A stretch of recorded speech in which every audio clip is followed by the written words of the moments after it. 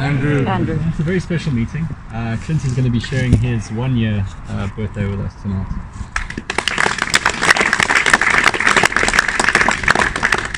So I've had the great privilege of working with Clint as his sponsor over the past, I don't know, 6 to 9 months or something like that. And you know, I've seen you come so far. You know, like completely different to when I first met you.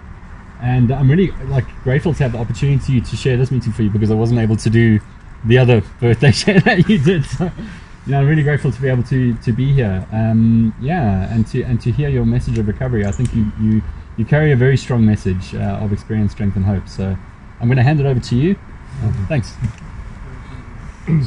Hi, I'm Clint, and I'm still an addict. You know, the usual. I think my clean date is the 5th of July, 2017. That was my second clean date. I think as I go through my story, you'll understand what I'm saying. You know, for me, one thing was evident. You know, the body of the addicts doesn't change, and you know, without this program, we don't have an effective mental defense against the first drug. For me, it was very evident, you know, that. Sure. Okay, no problem. Maybe you come closer. Not too close. Okay, yeah, sure. So one thing was quite evident for me, that you know, this disease of addiction, that without this program, for me, this disease could not be arrested, and recovery wasn't possible for me. You know, I've tried many times. The first time I came into this fellowship was in 2008, and I maintained 5 years of sobriety. I'll tell you a little bit more about that later. I think I'm going to start at the beginning. You know, growing up, I was a child of this fellowship. I was exposed to this fellowship at the age of 11. My dad has 28, almost 29 years clean time. I saw this program work in and through him. I saw the gifts of his recovery. I've heard the messages in this room for a very long time. I've attended his birthday shares, but I was too young. You know, when I came in, I was 11. I didn't understand. There was a lot of judgment. I used to often have conversations with my dad going, "Are these really your friends? They sound crazy." Those are the things I was telling him. And he was going, "Yeah, they were crazy. They're just telling you how they used to be like. And, you know, they're not that crazy anymore." So, you know, there was a lot of judgment in the beginning. I was young. I didn't understand. And for me, I don't know if I chose this life of addiction. You know, it just kind of happened to me. You know, I did relatively well in school. Had a good upbringing. A solid relationship with my mom and my dad. I was just overly sensitive to the things that happened to me as a young child, and everything that happened to me, I turned it into much bigger than it was. I was prone to exaggeration. You know, one little hurt, and I turned it into this massive story and experience, and I'm so sad and I'm so distraught. And you know, I was prone to that type of exaggeration, where everybody else just got over whatever happened and moved on, and Clint got stuck with those little niggling problems that held me up as a child. I never got over there. You know, I remember, you know, now looking back, and I tracked the progression of my disease, it was evident that it happened very early in my life. You know, from the very first time that I had alcohol, it wasn't even about the taste of the alcohol, it was more the feeling it gave me. You know, it gave me a sense of confidence. Suddenly I was able to be a full person. Yeah? I was able to talk to girls. You know? And then I got attracted to this other lifestyle that it gave me. You know, I started missing lessons, and then I started skimping on my schoolwork, and the A's turned to B's, and then eventually I got to university and I was failing. You know, and my parents couldn't understand it. They were, you know, "But you're smart, so this should be easy for you." And they didn't know I was spending every day drinking and spending every day sitting on the library lawns at university, and I enjoyed it. I sat at library lawns at the university and I drank every day. Stopped attending my lectures, stopped being interested in in academic pursuits. I didn't even make it through my first year. I think I might have passed 1 out of 6 subjects. It was ridiculous. I was begging for them to let me write my exams, and then I think two out of it said no, you're not writing. But it was a waste of time as well. I think I needed to have scored massively huge exam marks in order to pass.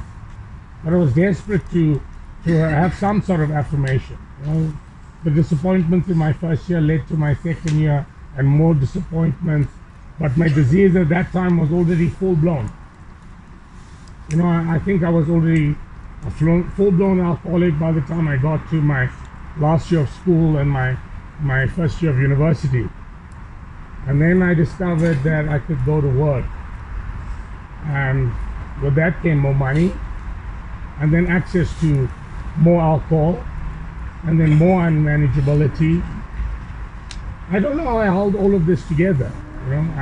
I spent a lot of time, a lot of late nights out partying and moving from the one party to the next party, and life was still manageable until I got to my mid-20s, and somebody introduced me to, am I allowed to say it? Somebody introduced me to cocaine. And then my disease progressed to threefold. I always say it: women, whiskey, and cocaine. Yeah, my drugs of choice. And they all went together for me. The more I drank, the more I used, and the more I chased women. And I don't think it was random. So I started preying on just about everybody that came into contact with me.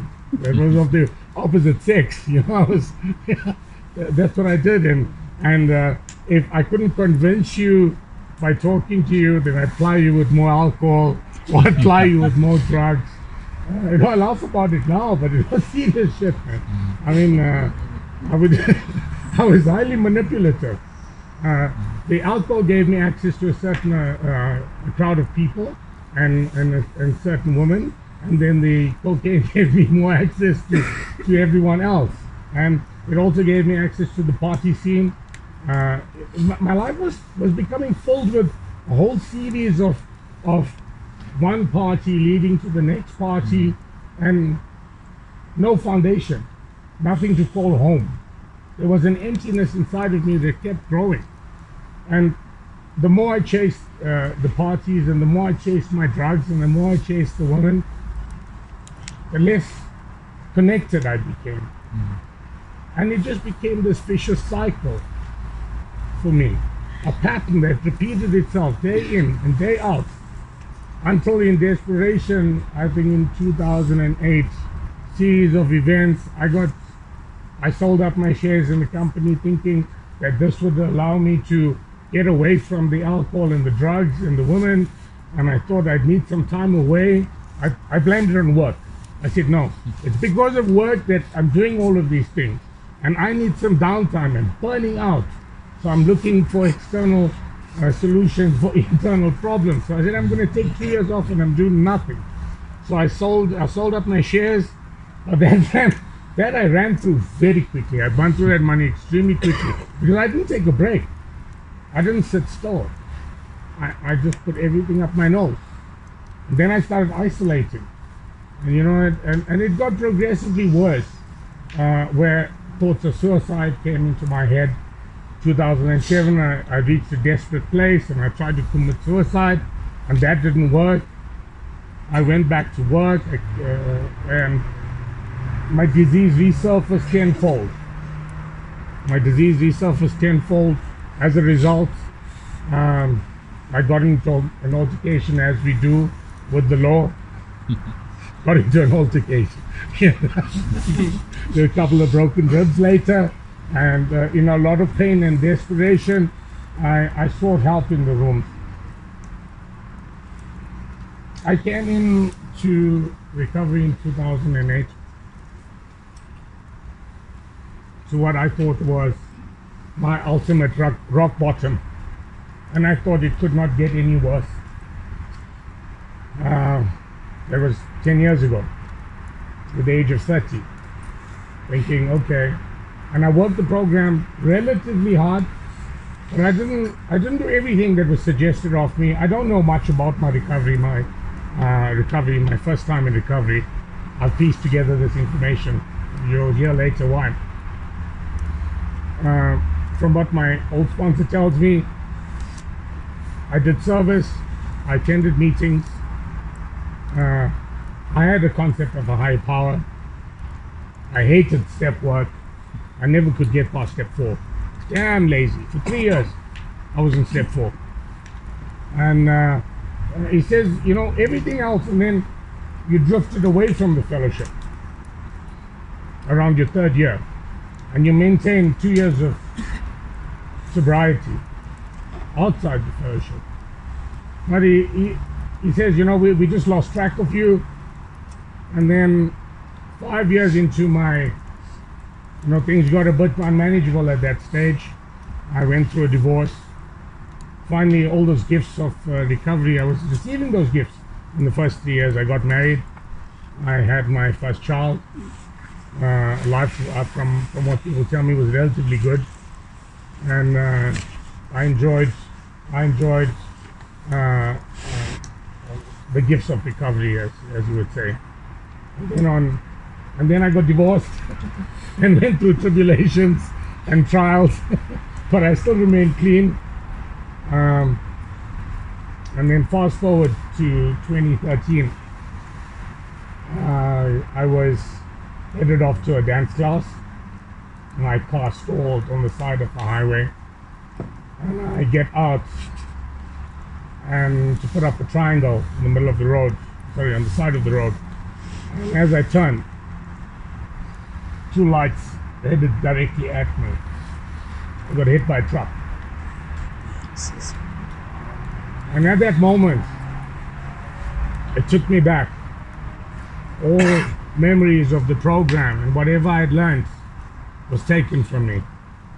My effective mental defense was removed. They administered morphine on the scene. They put me on so much of painkillers. The only thing I remembered was a life of active. And the addict rose up. I was doing everything in my power to get out of that hospital bed so I can get back to the bottle store or call my dealer. And it was insane. This addict in me wanted me to recover so he can put me into motion. It was get better. The doctors told me, you're not going to walk. I told the doctor, F you. He said, you don't talk to me like that. I said, then you don't tell me that. This addict in me just pushed me. Got me out of the bed. It took me almost 18 months to a year to learn to walk. Then they told me I'm only going to walk with a cane or a wheelchair. And I told them, F you. But I knew I had a plan. The addict in me was making a plan. You get better, and I'll take you to the bottle store. You get better, and I'll get you to your dealer. I made a pact with my addict. I made this pact. This is the insanity. Thinking that this was my solution, because I was in so much of pain. And you know, it didn't take, and I didn't realize prescription drugs was not my thing, or was not my thing. It soon became my thing. Prescription drugs soon became my thing as well. Everything was my thing, you know. I had some preferences, but everything was my thing. Oh man, you know, it was ridiculous where my doctors even stopped giving me prescriptions. They were going, no prescription for you. You just take a Disprin, you'll be fine. I found ways and means of getting the painkillers. I found ways and means. This addict in me, it was so ridiculous that I was driving to the I couldn't even make it to the bathroom to pee on my own, but I could get out into my car and drive to a bottle store. I couldn't even get to the kitchen, but I could get to the post box so I can leave money for the dealer to come drop off drugs for me at home. My parents often wondered why I walked outside the house late at night. It was to go pick up my drugs. That's what it was. You know, they, you know, I had them convinced I think. I had them convinced that nothing was going on except the fact that I was in a lot of pain. And I think slowly they realized that something was wrong. And I remember after coming off a long-term binge, I think I'd lost my mind at that stage. And my parents were videoing me doing Tai Chi. Doing Tai Chi in the rain, my shirt off, convinced that I was talking to the sky god. Sure, and the neighbors saw that as well. The neighbors saw me on my hands and knees eating the grass on the front lawn. Yes, and they had all of this on camera. Yes, they had everything on camera. And I convinced myself that I was the Tai Chi master and that I was God directed and I was talking to the sky god. Yes, like I was in full flight from reality. Yes. I was in full flight from reality. And you know, somewhere along the line, I ended up going back to work. And that's the dilemma here. You know, this addiction or this disease is so cunning and baffling that it will drive you to do some insane things just to preserve that life of addiction. I mean, it to the point where I was going, I need to get a better job. I need to earn more money so I can use more. That was the bottom line for me.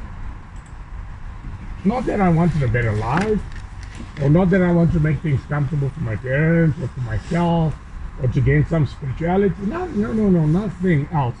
Didn't even bother about the car or anything like that. You know, the only thing was earn more money so you can use more. Because obviously you don't have enough money because, you know, you're still going to sleep, which means you still got some extra time that you can use. Yeah. So, you know, I needed maybe a couple more thousand to fill up those 2 or 3 hours, you know, the boredom in my life, you know, the daily boredom. Yeah. So when I equated that to money, I did. I was batshit crazy. So I needed maybe 10,000 rand more, then my life is perfect. Because then it'll cover 12 hours of using or 6 hours of using on this day, 10 hours. I was actually doing shit like that. I was calculating and how much I would need. And yes, so I need to get a better job. And somewhere along the line, I met my wife. And some moments of sanity prevailed. And I tried to put down the drugs. I leaned heavily on the alcohol. By that time, my sexual instinct had come back into check. I wasn't running around looking for randoms. I wasn't going to brothels and sitting at pubs trying to pick up women. She was a godsend, but you know, yes, like I put that woman through a lot. She married an addict, an actor. She stuck through my sobriety. And you know, it got progressively worse. I hid a lot of things from her. I hid the bottles and I hid the drugs. And as soon as she would go off to sleep, I would call my dealer. I mean, she was lights out.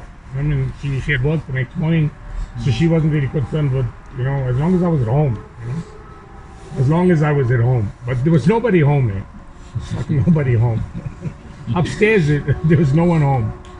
And my using would continue in the at night, and I tried to hide as much from her, but I would always end up walking back upstairs with a glass of whiskey because I knew I wouldn't make it through the night. And we had family functions, and I would hide bottles in the cupboards, and I would get everybody else drunk and manipulate them. So as soon as they got drunk, I could drink more and I could use more and nobody would see it. You know, I hid it to that extent. So as long as they didn't have anything to compare to, they were too drunk to even notice what I was doing. I did the same with my wife, poor woman. She doesn't have a very high tolerance for alcohol, but I used to ply her with more so she would not notice. Yeah, and you know, that became my life. And you know, very soon she fell pregnant, and then I started realizing, oh, this shit can't continue. But this addict in me gave me one last fight. The addict in me fought hard towards the end, knowing that I was coming after him. I was fucking coming after that fucker. the passion, but he fought back hard to the point where before coming into recovery, in the last 12 months before coming into recovery, I was locked up so many times I can't count, on various charges ranging from possession to resisting arrest to assault, malicious damage to property. The list just goes on. And finally, the law was catching up with me, and I've gotten away with this for so long, but all the culmination of and all the consequences of my using was finally catching up with me.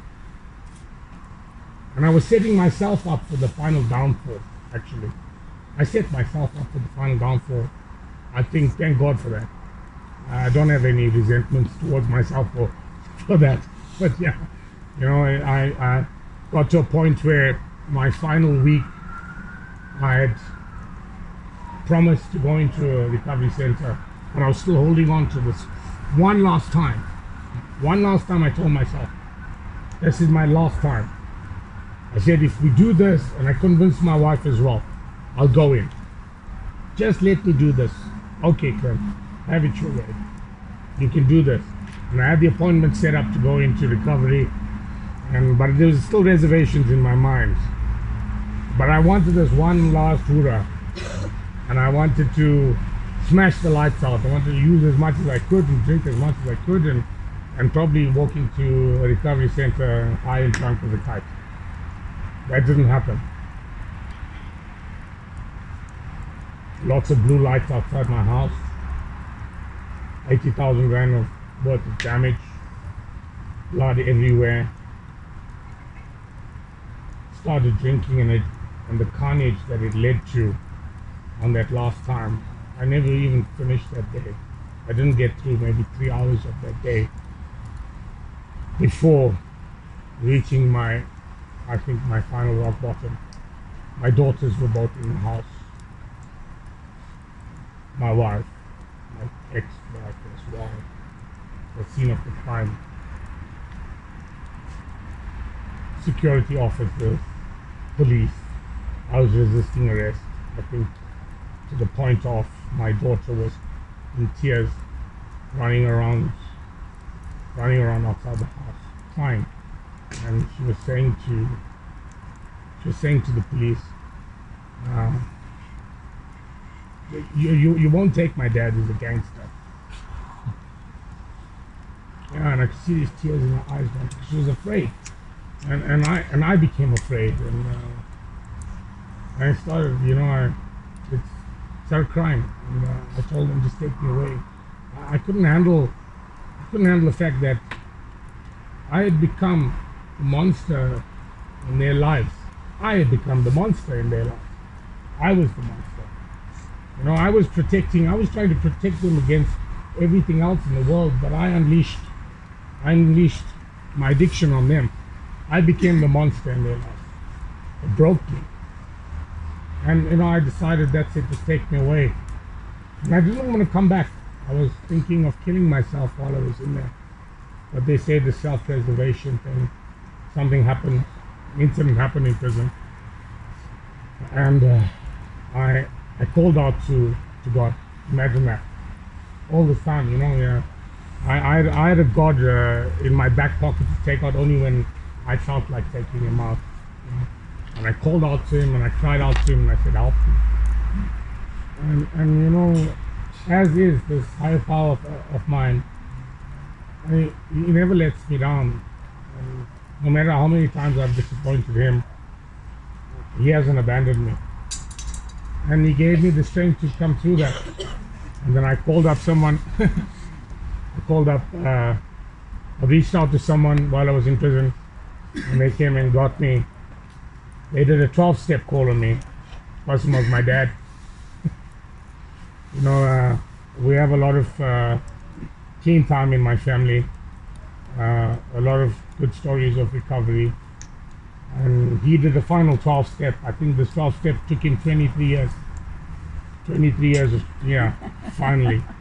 It was a 23 years 12-step call that finally culminated into the fact of I'm going, please get me into treatment. get me into the rooms again. And he said, okay, we'll do our best, sir. I said, okay, that's all I asked. And then by God's grace, they let me go home. And I still insisted when I left that I go into treatment. And yes, like I was batshit crazy. I got into treatment and I thought I was on this divine purpose of getting everybody else clean, helping everybody else. Yes, like my ego and pride was so big that I thought I was a general, like I'm a fucking foot soldier, man. I didn't even know anything about recovery. I was telling everybody else what to do in their lives. And then I got there and I fought with everyone, and I argued with everybody, and people said things to me like, you're not going to recover. And I was going, F you, don't tell me anything. I'll tell you what to do. And that was basically the, you know, for the first couple of weeks for me in recovery. I fought it hard. I fought the change, even though I wanted the change, I fought it hard. And then something clicked in me. Something clicked in me. Somebody shared a message of hope. And everything just fell into place. And I knew that this life was for me. I tracked the progression of my disease. I worked the steps. I worked step 1, and I realized that my life was totally fucked, that I had no choice but to unfuck it. And yeah, so, you know, they told me that lay aside your ideas of God for now. We will come back to that later. So I said to them, what do you want me to do? And they said, find a new understanding, find a better relationship with your higher power, because the old relationship didn't work.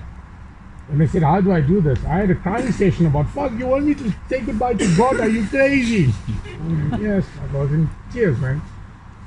They said, don't worry, boy, it's going to be okay.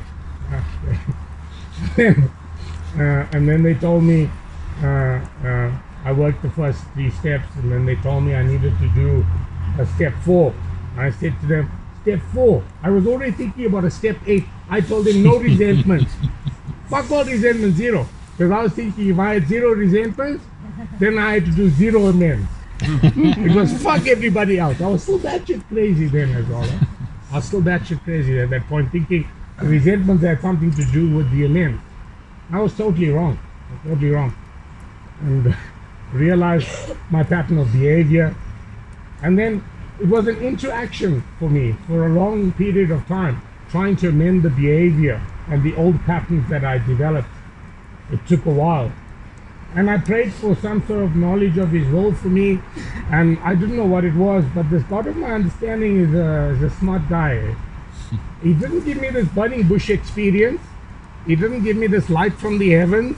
He didn't drop a book from heaven giving me with all this recipe for life. He put me in situations where I could experience for myself. And for me, a big thing was conflict. He put me in a lot of conflict situations until I'd learned to resolve them like normal human being. For me, every conflict ended badly, Clint would get locked up. Every conflict ended badly, somebody would get hurt. That for me was, everything was a confrontation for me. Always ended up there. Now I find these days, I don't get angry with people that cut me off. I wish you well, you fucker, go along in your way. I'm okay in my car, put the music louder. Somebody hoots at me, I go, have a good day. But anyway, I'm kidding, man. I don't slip anyone the bird anymore. I do have the conversation though. Go on the way, you merry fucker. But yeah. But you know, it's quite different from getting out of the car, pulling someone's keys and throwing it across the highway. Yeah, scene of the crime. That used to be me. It used to be me. My wife says, what if you become Zen all of a sudden? You're not going to swear this guy. And say, no, what for what? I'm not going to chase him down. He's going to go around the corner. He's going to clip his wheel. It's going to cost him $5,000. He can go on his way, man. Let him go. I'm not going to cut him off. And for me, that was very much the pattern of my life. Anybody told me anything, I would rise up in anger. And you know, I came into the rooms, and then my father was a sponsor for me early on, and then he told me he got tired of me as well. He said, go find your friends. I was going, okay, where do I find my friends? Well, I found them in the room. And then I came in and I asked Andrew to sponsor me, because I realized that this commitment was going to be a commitment for life, and then I had to find my friends to walk this journey with. I had to take my seat in the rooms. I got to build relationships, new relationships. Some people I see a lot, some people I see seldom, but I love you all. I don't like all of you, but I love you all. Yeah, there's a lot of love and compassion and tolerance, because I knew how batshit crazy I was. For me, it became very evident that I had to do certain things, like find a sponsor, pray. I call it conversations with God these days. Yeah, call it conversations with God. But He doesn't answer me directly. There's no voice from the heavens. But yes, He does talk to me about the experiences and the situations He puts me through in my life. I'm blessed. I'm blessed to have that contact and that learning experience. God, in my understanding, is a great teacher, and He teaches me through these experiences of life.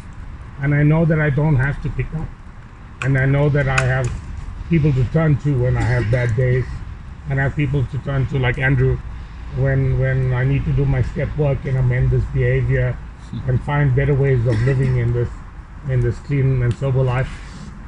And by God's grace, I've gotten to 1 year clean, and I'm looking forward to this journey. For me, it was desperation that brought me here, but there's a passion that developed.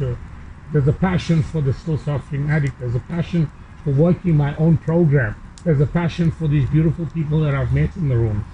Addicts and alcoholics are beautiful people. They're beautiful people. They're such great souls. And the level of conversations that I can have with the people in this room, it's chalk and cheese to the conversations I have with normals.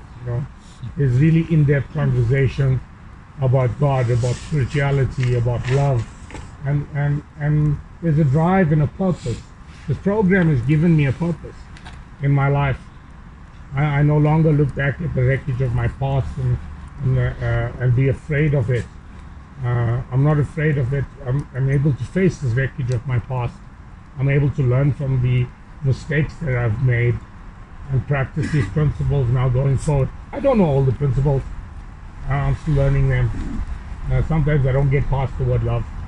So I say, okay, let's just work on love then. Yeah. Or okay, tolerance. Okay, let's just work with tolerance then. And it's just keep it simple for me. Keep it simple for me, and keep doing the next right thing every day. I do a lot of service in the rooms. I try to practice what we call our pillars. I've added another pillar called family.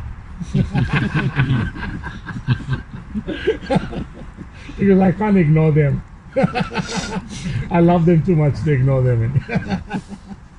Yeah. So that's one of the good things about being in recovery, is that I look forward to going home and spending time with them. Before, I was manipulating them to get out of the house so I can go use. But I actually look forward to going home to them these days, and I look forward to my meetings. And I know that this journey is going to be a journey for the rest of my life, and I'm willing. And thank you for all of you being a part of this journey, and thank you all for listening. I'm Clint, and I'm still an addict.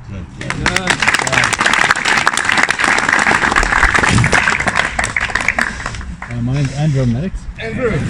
Thanks so much, Clint. I got a lot of identification with what you shared. And I've heard you share your story before, but there's only bits and pieces that I heard before, and I think I have a better understanding of you and your process and what you've gone through.